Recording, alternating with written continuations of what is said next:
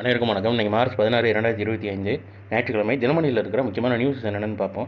வேளாண் பட்ஜெட் தாக்கல் பண்ணியிருக்காங்க. 1000 உழவர் நல சேவை மையங்கள், 5 ஆண்டுகளில் 10,000 கோடி அதிகரிப்பு, கரும்பு ஊக்கத்தொகை உயர்வு, சந்தன மரம் செம்மரங்களை வளர்த்து விற்க தணிக்கை கொள்கை அண்ட் அதை பற்றி எலாபரேட்டாக கொடுத்துருக்காங்க. அப்புறம் சூரிய சக்தி பம்பு செட்டுகள் அமைக்க மானியம்னு தெரிவிச்சிருக்காங்க. மின்சார இணைப்பு இல்லாத உழவர்களுக்கு சூரிய சக்தியால், அதாவது சோலார் பேஸ் பண்ணி மோட்டர் யூஸ் பண்ணுற மாதிரி இயக்கக்கூடிய பம்பு செட்டுகள் மானியத்தில் அமைத்து தரப்படும் என்று வேளாண் நிதிநிலை அறிக்கையில் அறிவிக்கப்பட்டுள்ளதுன்னு தெரிவிச்சிருக்காங்க. அப்புறம் வாக்காளர் அடையாள அட்டையும் ஆதாரம் இணைப்பு, தேர்தல் ஆணையம் ஆலோசனை. வெவ்வேறு மாநிலங்களில் உள்ள பலருக்கு ஒரே மாதிரி வாக்காளர் அடையாள அட்டை எண் வழங்கப்பட்ட விவகாரம் சர்ச்சையாகியுள்ள நிலையில் வாக்காளர் அடையாள அட்டையுடன் ஆதார் எண்ணை இணைப்பது குறித்து அரசு உயர் அதிகாரிகளுடன் தேர்தல் ஆணையம் ஆலோசித்து முடிவு செய்ய உள்ளதுன்னு தெரிவிச்சிருக்காங்க.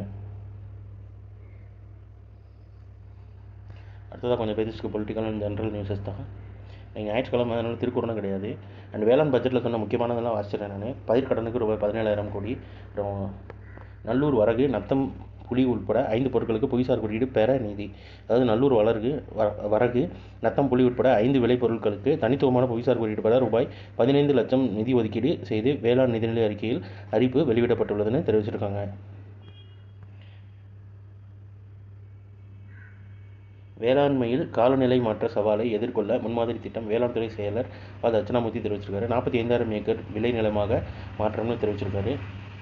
37 மாவட்டங்களில் இயற்கை வேளாண்மை விரிவாக்க திட்டங்கள். ரூபாய் 1,168 கோடியில் 3 லட்சம் ஏக்கரில் நுண்ணீர் பாசன அமைப்புகள். ரூபாய் 280 கோடியில் தரமான விதைகள் கொள்முதல் திட்டம். அயல்நாடுகளுக்கு செல்லும் விவசாயிகள். டெல்டா மாவட்டங்களில் 22 நவீன நெல் சேமிப்பு வளாகம். நுகர்வோர் இல்லத்துக்கே உழவர் சந்தை காய்கறிகள். ஊரக மகளிருக்கு 50% மானியத்தில் நாட்டுக்கோழி பண்ணைகள். அப்புறம் ரூபாய் 10 கோடியில் முந்திரி வாரியம். ரூபாய் 125 கோடியில் ஊட்டச்சத்து வேளாண்மை இயக்கம்னு தெரிவிச்சிருக்காங்க.